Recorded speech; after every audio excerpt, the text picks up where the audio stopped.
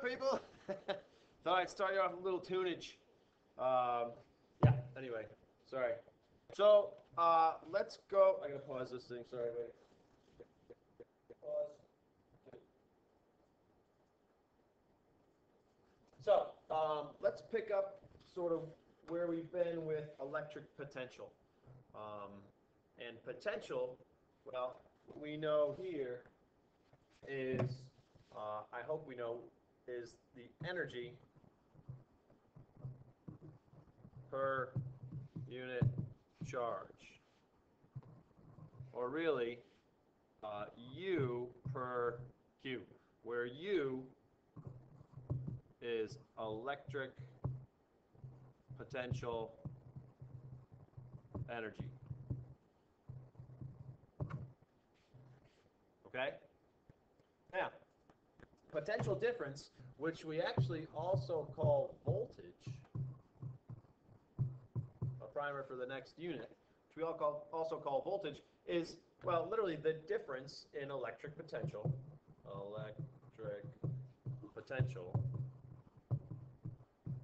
between 2 points in a field.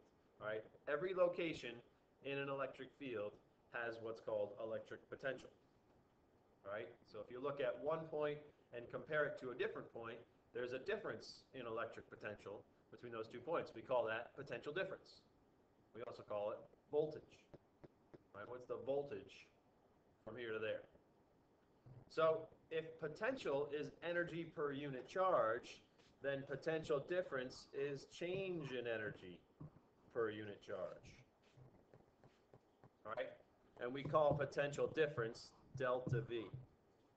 Okay, also measured in joules per coulomb. Well, a joule per coulomb, a joule per coulomb, fortunately or not, come on, erase, dummy. Why would you not erase? A joule per coulomb, that one will erase, why won't you erase? Is also called a volt. So you can measure voltage in volts. You can measure electric potential in volts.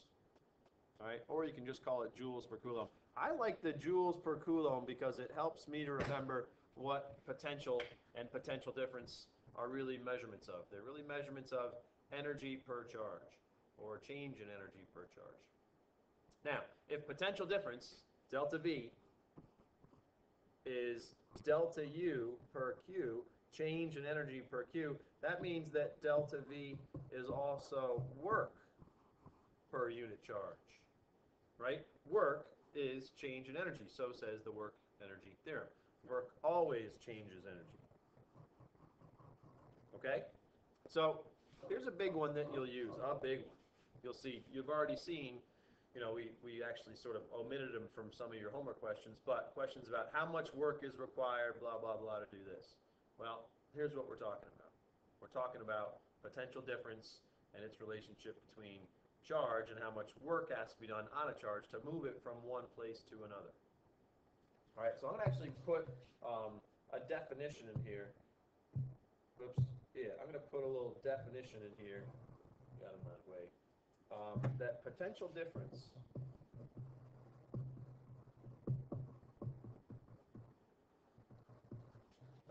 electric potential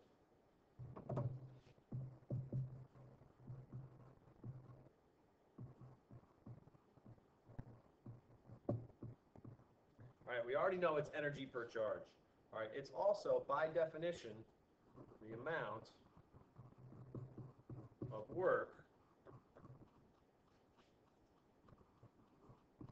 required, comma, per unit charge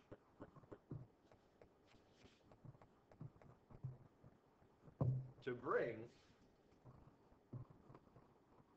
a charge from infinitely far away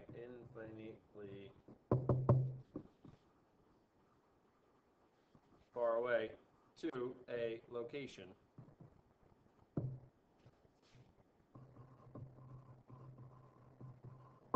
in a field. All right, a couple of reasons why. a couple of explanations for this, I should say. One of them, and a little disclaimer to bring a positive charge, All our conventions are based on what we do to positive charges. All right. So what we're saying here is a couple of things. We know that U is K, Q, Q over R, right? So at R is infinitely far away, we know that U is nothing. So two charges that are infinitely far away from each other have no potential energy relative to one another. Okay? But at R equals, let's see, at some other, at R that's not infinite, U, is not 0. So that means that we've gone from a U of 0 to a U of not 0.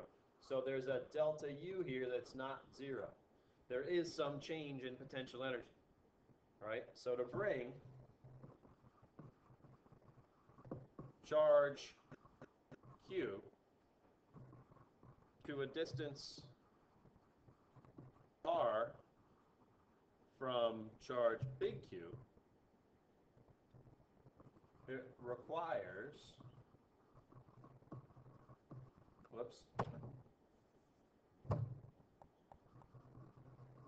work W that's equal to delta U to be done.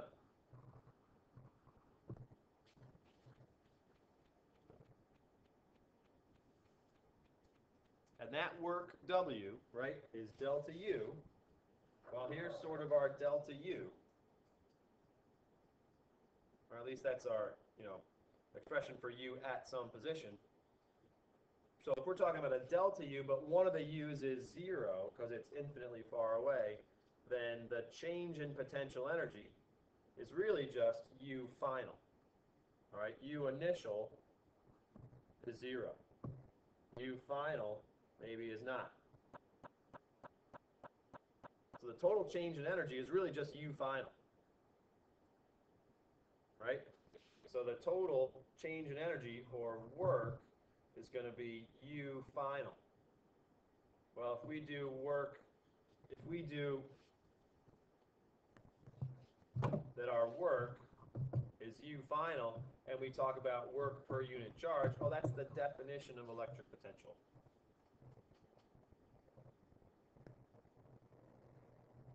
Okay? So this says if R initial is infinity. Okay, but in general, you move a charge between any two locations where one of them might not be infinitely far away. The amount of work you do, we can write it like this, is related to how much charge you have to move and through what potential difference you have to move it. Fair enough? So we can really write this even again as Q times V final minus V initial. Right? V is potential, not velocity. Okay? So let's look at a couple of examples with this in mind. Here's one. I think we actually have one before. Yeah, here's one we didn't do in the notes last time. Come on, dummy. Get there. Yeah. Now, if we want to bring, so here's the deal. The electric potential at location X is that. All right, we just did KQ over R. If we want to know the work done right here in order to bring a proton from infinitely far away to location X, well, we do this. Work is Q delta V. Or Q V final minus V initial. Well, notice, from infinitely far away, that means that V initial at R is infinity is 0. That goes away. So we need that the work done is Q times V final, the final potential. Well, we already have that final potential. There it is. Notice we can write this as, well, this is Q times KQ over R. Well, that's just like KQQ over R. Oh, yeah, that's the potential energy. How much work do we have to do? Well, enough to bring it from 0 potential energy to this potential energy. All right, so really, we can just do the charge of an electron times 1.8 times 10 to the 6th joules per coulomb. Why charge of an electron? Because it's a proton. Charge of a proton is the elementary charge. Okay, so this is 1.8 E 6 times 1.6 E negative 19. 2.88 times 10 to the negative 13th joules. And it's positive. All right, the answer is positive. You have to use sign here, okay? You have to use sign because this is a scalar, and what we're saying is the answer is positive because here's a proton out here, right? Here's a proton. Well, sorry.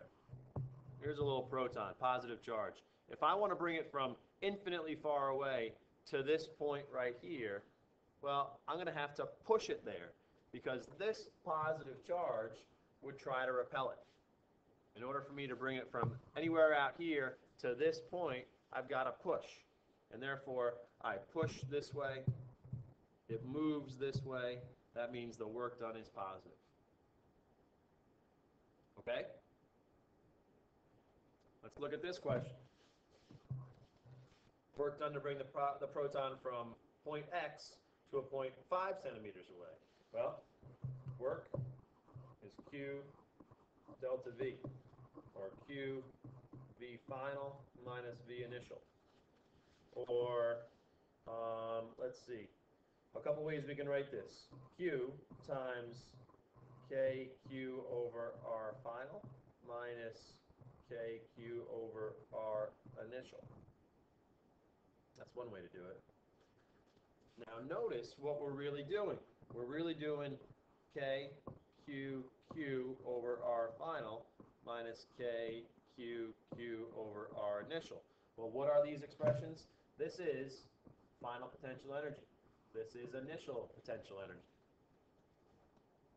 Right? Work equals change in potential energy. I mean, at the end of the day, I would probably just do it.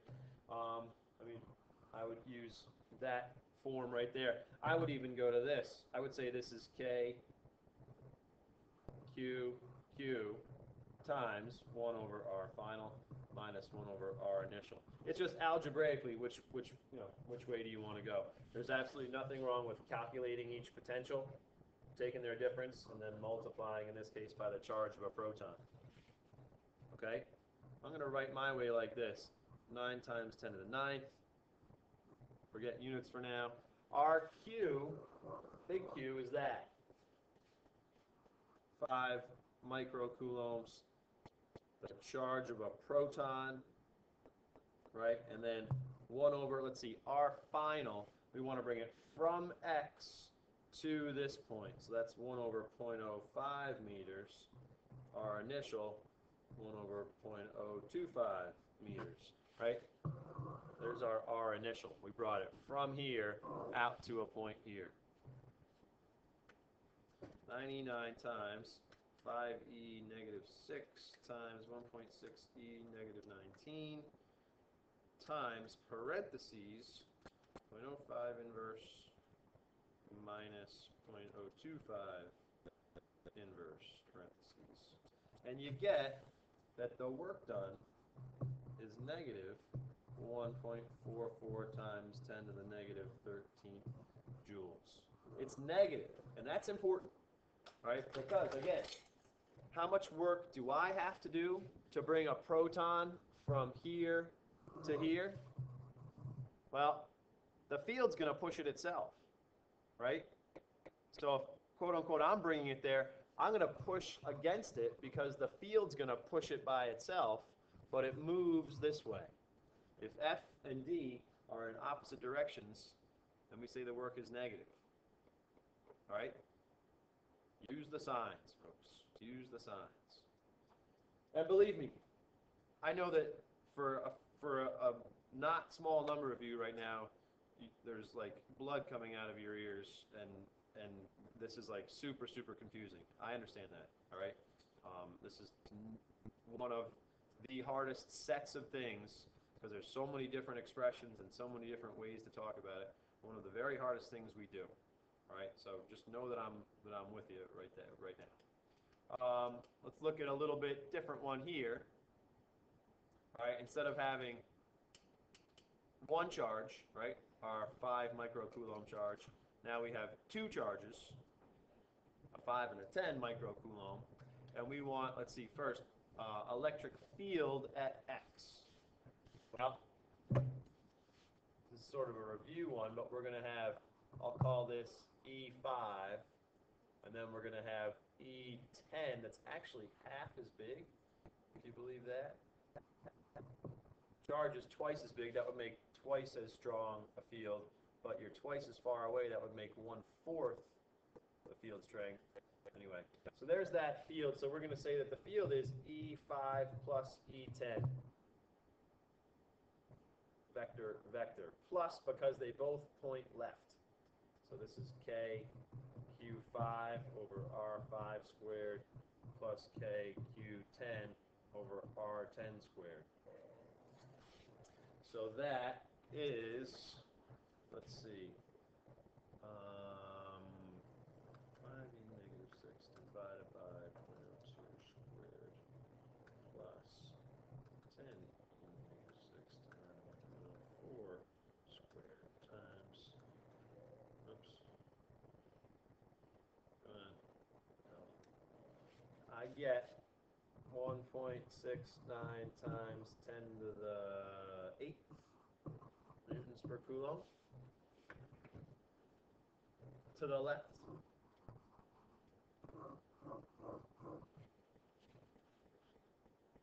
Okay. Electric potential, well, if we want, I'll write it as net V, that's V5 plus V10, which is KQ5 over R5 plus KQ10 over R10. Just no squares. Notice. Oh, shoot. Sugar. I didn't notice these were negatives. Do you notice that? Negatives. Well, luckily, the only thing that changes is that these vectors point this way. Here's E5. I wondered why I didn't give myself enough. E5 and E10 point toward those negative charges. Okay? Here, so notice, here, no sign in the work. Here, use the sign. All right, and we're going to get, let's see, 5e negative, clear, 5e negative 6 divided by 0.02. 10e negative 6 divided by 0.04 times 99. We're going to get negative 4.5 times 10 to the 6th joules per coulomb. Right? We use the signs of those charges. Therefore, we get a negative potential. Why is the potential negative? Well, remember, it's about how much work would be required to bring a positive charge there. These things will do it all by themselves. They're negative charges. What do I have to do? I have to push against it.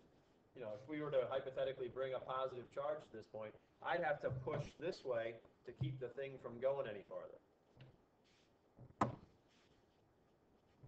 All right, work done to bring a proton from infinitely far away to X. Well, work is is Q delta V, or Q V final minus V initial. From infinitely far away, what's that mean? It started at infinite. No potential. So all we really need to do here is say this is a proton charge times V final.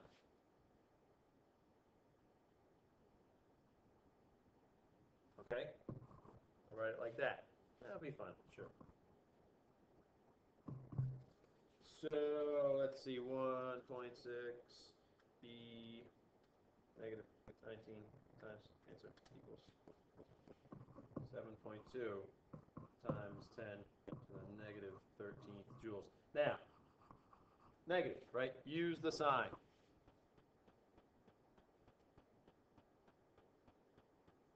You know, we could really say this. The field would do 7.2 times 10 to the negative 13th joules of work. I don't have to do it. I have to push against it to keep it from going any farther. Okay? All right. Here's a doozy that we'll do tomorrow. This one you can do already, not too hard, in your notes. Ooh, good one here. And then this is like a review slide, I think. So that's it for today. All right, the big deal. The big deal. I mean, this is it. It's all here. All right, potential by itself, not too bad, right? Just calculating potential. That's you know, kind of here. Well, here's our expression for potential. So by itself, not too bad, right? Sure, there's potential. The fact now that we're saying that, come on, where are we? But, yeah, now that we're saying potential difference is work per unit charge, that's the big deal now. All right? So by themselves, all these things, all these different ideas, in my mind, don't seem too bad, right? You take them all by themselves, no problem. But there's a million of them, right? There's 4 different ideas that with equations that look almost the same. There's different ways to say everything. There's potential difference. There's voltage, same thing. There's potential. It's sort of like that. So I understand, believe me, that there are tons of different connections you have to be able to make.